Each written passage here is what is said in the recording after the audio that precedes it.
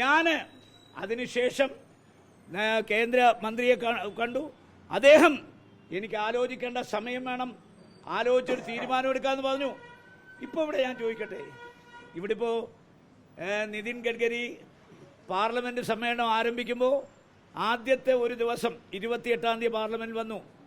അന്ന് രാഷ്ട്രപതിയുടെ സംയുക്ത നയപ്രഖ്യാപന പ്രസംഗം, അത് കഴിഞ്ഞ് രാഷ്ട്രപതിയെ മടക്കി സ്പീക്കർ ചെയറിൽ വന്നിരുന്നു.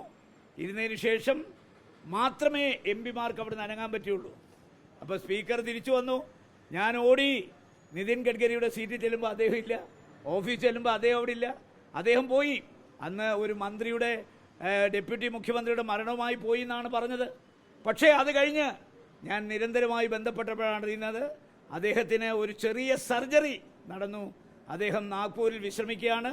ഫെബ്രുവരി മാസം 1-ാം തീയതി ബഡ്ജറ്റ് അവതരിപ്പിക്കുമ്പോൾ നിതിൻ ഗഡ്കരി പാർലമെൻറ്റിലുണ്ടോ ഇല്ലയോ എന്ന് നിങ്ങൾ പരിശോധിച്ച് നോക്ക്. അദ്ദേഹം വന്നില്ല.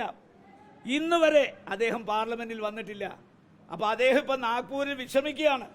അപ്പോൾ സ്വാഭാവികമായി നിങ്ങളീ പറയുന്ന ഇവിടെ ഇപ്പോൾ BJPയുടെ സംസ്ഥാന പ്രസിഡന്റ് പറഞ്ഞല്ലോ, ഞങ്ങൾ ആണ് ഇത് ഈ നമുക്കറിയാമല്ലോ, രാഷ്ട്രീയത്തിനതീതമായി മഞ്ചേശ്വരത്തെ MLAയുടെ നേതൃത്വത്തിൽ എല്ലാ രാഷ്ട്രീയ പാർട്ടികളെയും പങ്കെടുപ്പിച്ചുകൊണ്ട് BJP ഒഴിച്ച് മുഴുവൻ ആളുകളെയും സംഘടിപ്പിച്ചുകൊണ്ട് അവിടെ ഒരു പ്രചണ്ഡമായ സമരം നടന്നു. ഇതിൻ്റെ അവകാശം രാജ്മോഹൻ ഉണ്ണിത്താന് വേണ്ട. ഈ കേരള പോലീസിൻ്റെ തല്ലുകൊണ്ട് അവിടെ എത്ര പേര് പിടഞ്ഞു വീണു. ഈ സമരത്തിൻ്റെ ഹോൾ ക്രെഡിറ്റ് ഗോസ് ടു അവിടുത്തെ ആ സമരസമിതിക്കാണ്, വേറെ ആർക്കും ഇല്ല. ആ സമരസമിതിക്ക് വേണ്ടിയിട്ടാണ് പാർലമെൻറ്റ് അംഗം മന്ത്രിയെ കണ്ടതും ഇതിനുവേണ്ടി ശ്രമിച്ചതും. ഇന്നലെ പറഞ്ഞല്ലോ 24 മണിക്കൂറാം. എന്തായാലും എൻ്റെ നേതാവല്ല നരേന്ദ്രമോദി, എൻ്റെ നേതാവല്ല നിതിൻ ഗഡ്കരി. ഞാൻ കോൺഗ്രസ്സുകാരനാണ്, ഞാൻ BJP അല്ല. അതുകൊണ്ട് മന്ത്രിയുടെ അകത്തളങ്ങളിൽ അവിഹിതമായ സ്വാധീനമൊന്നും എനിക്കില്ല. നേരായ മാർഗത്തിലൂടെ സ്വാധീനമേ ഉള്ളൂ. എപ്പോഴെങ്കിലും ഈ ടോൾ ഗേറ്റ് പിൻവലിച്ചാൽ ആ നിമിഷം എന്നെ അറിയിക്കാമെന്ന് പറഞ്ഞു. എനിക്ക് അറിയിപ്പ് കിട്ടി. അറിയിപ്പ് കിട്ടിയതിന് ശേഷമാണ് ഞാൻ നിങ്ങളോട് സംസാരിക്കുന്നത്. അല്ലാതെ ഊഹാഭോഗങ്ങളുടെ അടിസ്ഥാനത്തിൽ എനിക്ക് നിങ്ങളോട് സംസാരിക്കാൻ പറ്റില്ല. മനസ്സിലായോ? ഇപ്പം ഓർഡർ എൻ്റെ കയ്യിൽ കിട്ടിയ നിമിഷം തന്നെ ഞാൻ നിങ്ങൾക്ക് അതിൻ്റെ കോപ്പി അയച്ചു തന്നു, MLAമാർക്ക് അയച്ചു കൊടുത്തു. അതിനുശേഷമാണ് ഞാൻ മാധ്യമങ്ങളെ കാണുന്നത്. അല്ലാതെ ഊഹാഭോഗങ്ങളുടെ അടിസ്ഥാനത്തിലല്ല. പിന്നെ രാജീവ് ചന്ദ്രശേഖർ ഭയങ്കര തൻ്റെടിയാണ്, എനിക്ക് തർക്കമൊന്നുമില്ല.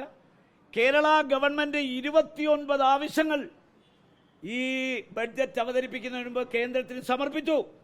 മിസ്റ്റർ രാജീവ് ചന്ദ്രശേഖർ, അങ്ങേക്ക് ഇത്ര പ്രാഗൽഭ്യം ഉണ്ടെന്ന് ഞാൻ അറിഞ്ഞില്ല. ഈ പ്രാഗൽഭ്യം ആ 29 എണ്ണത്തിൽ ഏതെങ്കിലും ഒരെണ്ണം നടപ്പിലാക്കാൻ എന്തുകൊണ്ട് അങ്ങ് തയ്യാറായില്ല? പോട്ടെ, ഇടതുപക്ഷ ജനാധിപത്യ മുന്നണി പറഞ്ഞതാണ് 29.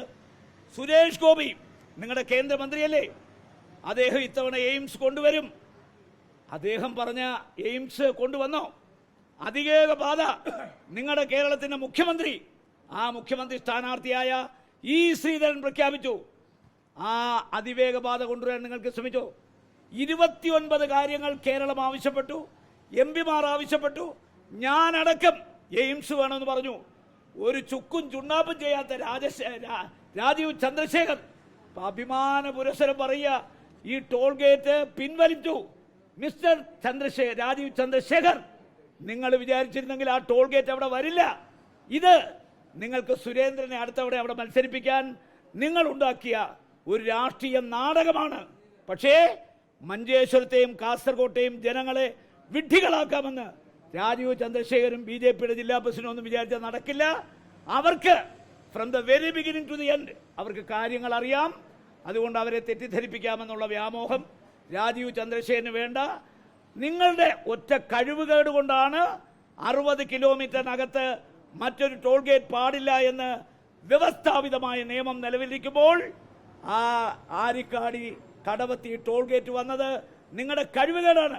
നിങ്ങൾ വിചാരിച്ചിരുന്നെങ്കിൽ അത് വരില്ല, അത് വരുത്തി, അത് പിൻവലിപ്പിച്ചു എന്ന് പറഞ്ഞ് ജനങ്ങളെ വിഡ്ഢികളാക്കി സുരേന്ദ്രനെ ലാൻഡ് ചെയ്യിപ്പിക്കാനാണ് ഭാവമെങ്കിൽ അതൊന്നും നടക്കാൻ പോകുന്നില്ല. ഈ കാസർകോട്ടെ ജനങ്ങൾ മതനിരപേക്ഷ മനസ്സിൻ്റെ ഉടമകളാണ്. അവരൊരിക്കലും BJPയോടൊപ്പം നിൽക്കുമെന്ന് ആരും ധരിക്കണ്ട. ആ ധാരണ കഴിഞ്ഞ പ്രാവശ്യം ഹെലികോപ്റ്ററിലാണല്ലോ 2 നോമിനേഷൻ കൊടുത്ത്, 2 ഇടത്തേക്ക്. ഇത്തവണ ഹെലികോപ്റ്ററിൽ പറക്കേണ്ടി വരും. ഇവിടെ അദ്ദേഹത്തിന് ക്ലച്ച് പിടിക്കാൻ പോകുന്നില്ല. എന്ത് നാടകം കളിച്ചാലും ജനങ്ങൾ അംഗീകരിക്കില്ല. ബിജെപി ജില്ലാ പ്രസിഡന്റ് എന്ന് പറഞ്ഞിരിക്കുന്നത് കഴിഞ്ഞ മെയ് മാസം മുതൽ ഞങ്ങൾ നിരന്തരമായി കേന്ദ്രമന്ത്രിക്ക് കത്തുകൾ അയക്കുന്നു, രാജീവ് ചന്ദ്രശേഖർ അയക്കുന്നുണ്ട്. അങ്ങനെ അത്തരം നിരന്തരമായ ഇടപെടലിനെ തുടർന്നാണ് ഇത്തരത്തിൽ പിൻവലിച്ചത്. ആ നിരന്തരമായ ഇടപെടലിന്റെ രേഖകൾ നിങ്ങൾക്കൊന്ന് തരാൻ പറ. ഞാൻ നിരന്തരമായി ഇടപെട്ട മുഴുവൻ രേഖകളും നിങ്ങൾക്ക് തരാം. All the documents are with me. ഞാൻ I am prepared to produce before U.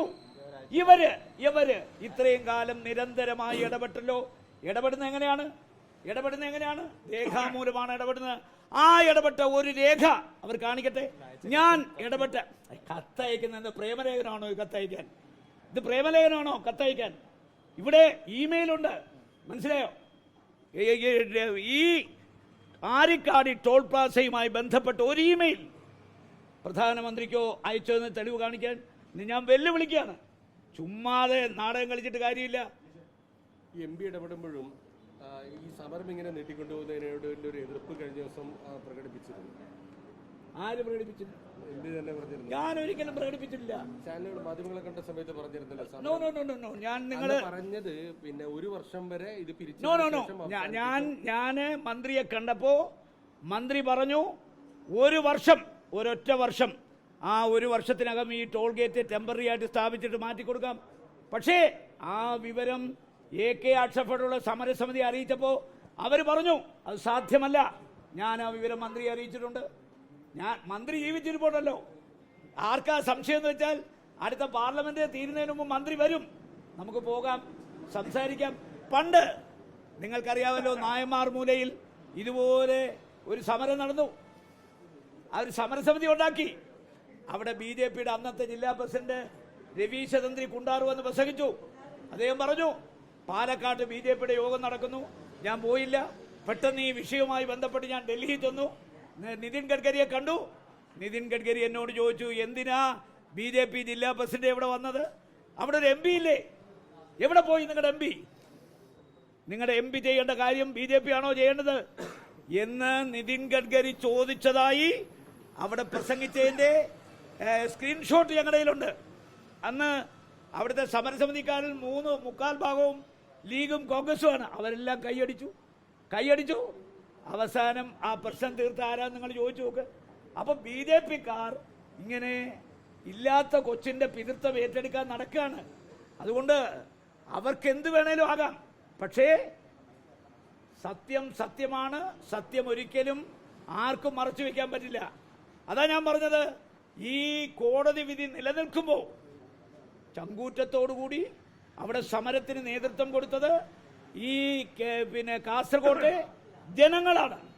ആ ജനങ്ങൾക്ക് എല്ലാവർക്കുമാണ് ഈ വിജയം. BJPക്ക് ഇതിനകത്ത് ഒരു അവകാശവാദം ഉന്നയിക്കാനുള്ള യോഗ്യതയില്ല, അർഹതയില്ല. ആ BJPക്കാർ ചെയ്യേണ്ടിയിരുന്നത് അവരുടെ ഗവൺമെന്റാണ്. രാജീവ് ചന്ദ്രശേഖരന് പ്രധാനമന്ത്രിയായിട്ട് ബന്ധമുണ്ട്. അദ്ദേഹം ഈ ടോൾ ഗേറ്റ് വരുന്നതിന് മുമ്പ് ഇതിവിടെ പറ്റത്തില്ല, ഒരു കാരണവശാലും പറ്റത്തില്ല. കാരണം 60 കിലോമീറ്ററിനകത്ത് ഒരു ടോൾ ഗേറ്റേ പാടുള്ളൂ. നിങ്ങൾ എന്ത് വേലയെ കാണിക്കുന്നേ? ഇത് അനധികൃതമല്ലേ? ഇത് അവിഹിതമല്ലേ? നിയമവിരുദ്ധമല്ലേ?